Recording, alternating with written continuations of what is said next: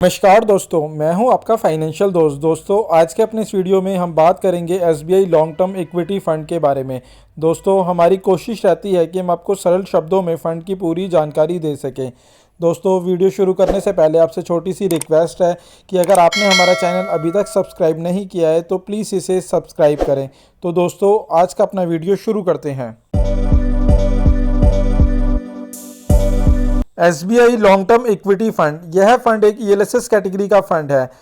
ELSS category fund में आपको तभी निवेश करना चाहिए अगर आपको टैक्स सेविंग की रिक्वायरमेंट है। अदरवाइज आप किसी भी नॉर्मल इक्विटी फंड के अंदर इन्वेस्टमेंट कर सकते हैं, क्योंकि ईएलएसएस फंड के अंदर आपका 3 साल का लॉकिंग पीरियड रहता है और आप अपने पैसे को ज़रूरत पड़ने पर भी विड्रॉ नहीं कर सकते। इसलिए इस कैटेगरी में आपको तभी निवेश करना चाहिए जब आपको टैक्स सेविंग की रिक्वायरमेंट है। अब बात करते हैं स्कीम डिटेल की। इसकी लास्ट वर्किंग डे की जो एनएवी 16 फरवरी 2024 की है वह 366 रुपये की है। वहीं यह फंड एक ओपन एंडेड फंड है। इस फंड के बेंचमार्क की बात करें तो उसका benchmark S&P BSE 500 total return index का रहने वाला है। इस फंड पे किसी प्रकार का कोई एग्जिट लोड नहीं है। वहीं बात करें इन्वेस्टमेंट की तो SIP और लमसम दोनों ही केस में आप सिर्फ 500 रुपये से निवेश की शुरुआत कर सकते हैं। यह फंड 1993 को लॉन्च हुआ था और इस फंड का अभी तक का जो एसेट अंडर मैनेजमेंट है वह 20,085 करोड़ रुपए का है। वहीं बात करें इस फंड पे लगने वाले एक्सपेंस रेशो की तो इस फंड का एक्सपेंस रेशो 1.68% का है।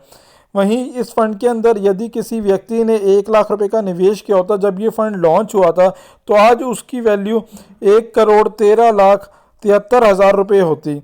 वहीं अगर आप SIP का भी सालाना रिटर्न देखेंगे तो उसने 18% से सालाना का रिटर्न दिया है। बात करें पास्ट रिटर्न की तो लमसम के केस में इसने पिछले 1 साल में 53% से ज़्यादा का रिटर्न दिया है, 2 सालों में 29% से ज़्यादा का रिटर्न दिया है, 3 सालों में 24% से ज़्यादा का रिटर्न दिया है और 5 सालों में 22% से ज़्यादा का रिटर्न दिया है। वहीं बात करें कैटेगरी वाइज रिटर्न की तो उसका पिछले 1 साल का 33% से ज़्यादा का रिटर्न रहा है, 2 सालों में 17% से ज़्यादा का रिटर्न रहा है, 3 सालों में 17% से ज़्यादा का रिटर्न रहा है और 5 सालों में 18% से ज़्यादा का रिटर्न रहा है। वहीं बात करें SIP के पास्ट रिटर्न की तो इसने पिछले 1 साल में 68% से ज़्यादा का रिटर्न दिया है, 2 सालों में 44% से ज़्यादा का रिटर्न दिया है, 3 सालों में 32% से ज़्यादा का रिटर्न दिया है और 5 सालों में 28% से ज़्यादा का रिटर्न दिया है।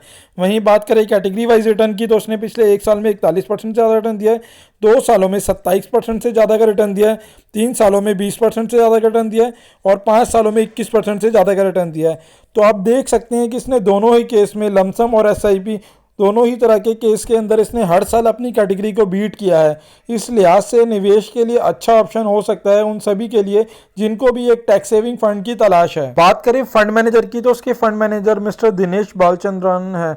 वहीं बात करें टॉप 5 सेक्टर एलोकेशन की तो उसके अंदर बैंक्स प्राइवेट के अंदर 11.76% का इन्वेस्टमेंट है, ऑटो के अंदर 11.73% का इन्वेस्टमेंट है, ऑयल एंड गैस के अंदर 11.13% का इन्वेस्टमेंट है, IT के अंदर 7.67% का इन्वेस्टमेंट है और हेल्थ केयर के अंदर 7.06% का इन्वेस्टमेंट है। वहीं बात करें टॉप 5 कंपनी एलोकेशन की तो उसके अंदर GE T&D इंडिया लिमिटेड के अंदर 3.8% का इन्वेस्टमेंट है, ICICI बैंक के अंदर 3.8% का इन्वेस्टमेंट है, भारतीय एयरटेल के अंदर 3.24% का इन्वेस्टमेंट है, टोरेंट पावर लिमिटेड के अंदर 3.24% का इन्वेस्टमेंट है और कुमेंस इंडिया लिमिटेड के अंदर 3.16% का इन्वेस्टमेंट है।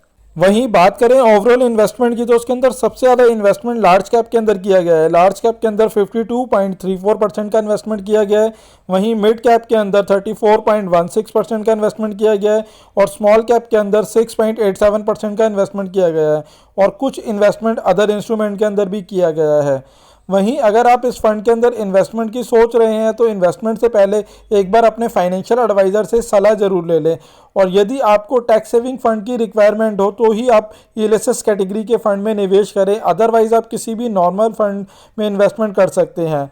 दोस्तों, आशा करता हूं हमारे द्वारा दी गई जानकारी आपके लिए उपयोगी सिद्ध होगी और यदि आपको यह वीडियो अच्छा लगा हो तो प्लीज़ इसे लाइक शेयर करें और चैनल अभी तक आपने सब्सक्राइब नहीं किया है तो प्लीज़ इसे सब्सक्राइब करें और आपका कोई सवाल या सुझाव हो तो आप नीचे कमेंट बॉक्स में कमेंट भी कर सकते हैं। धन्यवाद दोस्तों।